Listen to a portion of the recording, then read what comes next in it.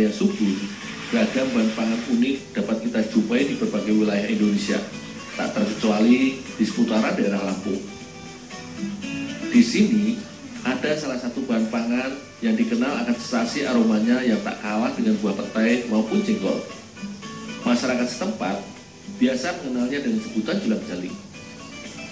Hampir seperti kerabat dekatnya yaitu petai dan jengkol, julang jaling biasa dikonsumsi mentah atau sebagai lalapan teman sambal maupun diolah menjadi campuran masakan.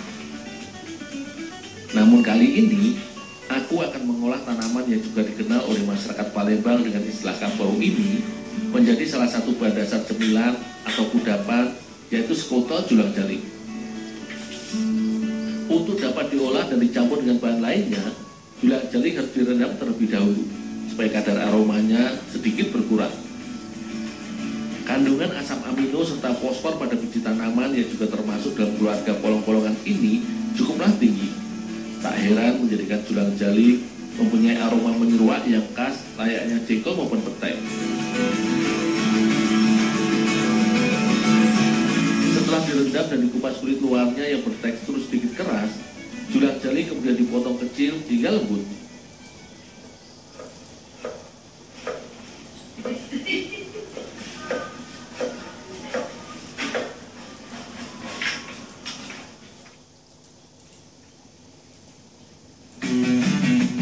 Sekotol adalah salah satu resep hidangan ala Belanda yang cukup digemari oleh masyarakat Indonesia.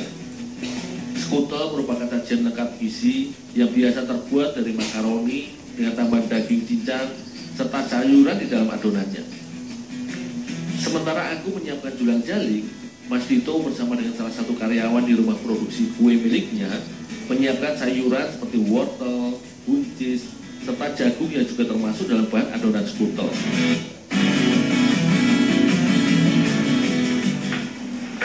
Bang, ini bang, julang jalingnya sudah siap? Udah, ini sekalian ditumis ya dulu. Oh, ya bang.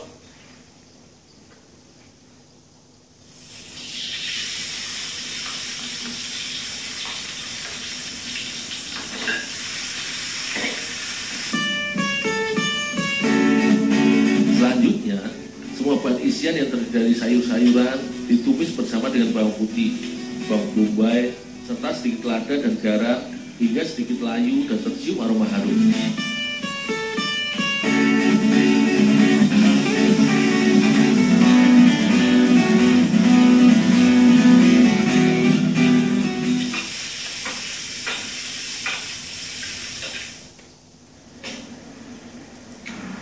Ada beberapa macam jenis bahan dasar dalam resep olahan sekotol. Makaroni merupakan salah satu bahan dasar adonan yang sangat familiar bagi kita. Makaroni yang telah direbus hingga matang dan mengembang, kemudian dicampur dengan telur ayam sebagai pengikat adonan dan juga bumbu beserta bahan isian lainnya seperti sayuran yang telah aku tumis tadi. Tak lupa, julang jaling pun ditambahkan sebagai pelengkap adonan.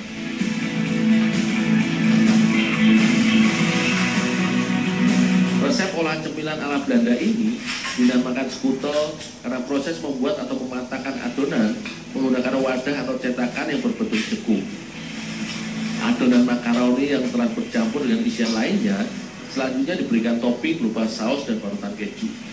Fungsinya selain menambah cita rasa juga agar tampak cantik ketika adonan matang setelah dipanggang nantinya. Dulu dipanggang dulu. Oh, jangan.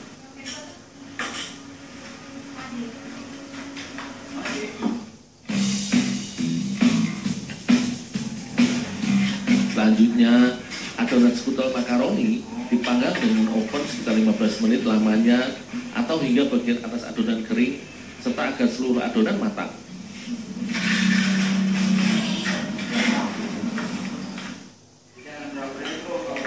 Selain diolah dengan cara dipanggang, bagi sebagian masyarakat juga mengenal olahan sekotol goreng. Olahan sekotol goreng sebenarnya menggunakan bahan adonan yang sama dengan sekotol panggang. Hanya saja adonan makaroni yang telah bercampur bumbu dan isian tadi selanjutnya dipadatkan dan dicetak dalam loyang untuk kemudian dimatangkan dengan cara dikukus terlebih dahulu.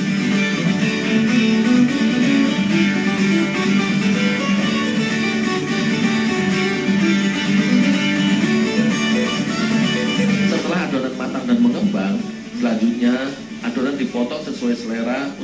digoreng. Namun sebelum digoreng, adonan skottel harus dibalut dengan putih telur dan tepung roti terlebih dahulu.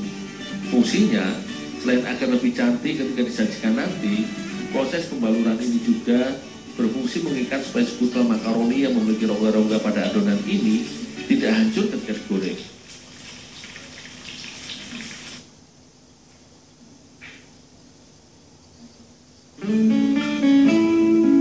Olahan skutel hasil perpaduan bahan dasar antara makaroni dan julang-jaling ini merupakan cemilan kreasi yang memiliki cita rasa gurih serta cukup kaya kandungan gizi.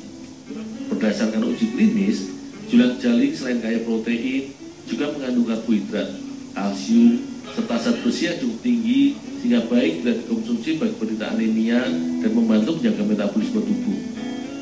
Selain itu, bahan makanan yang sangat khas bagi daratan Sumatera bagian selatan ini lebih aman untuk dikonsumsi bila dibandingkan kerabatnya yaitu jengkol yang memiliki asam jengkolat cukup tinggi yang dapat mengakibatkan gangguan prostat serta ginjal bila dikonsumsi berlebih.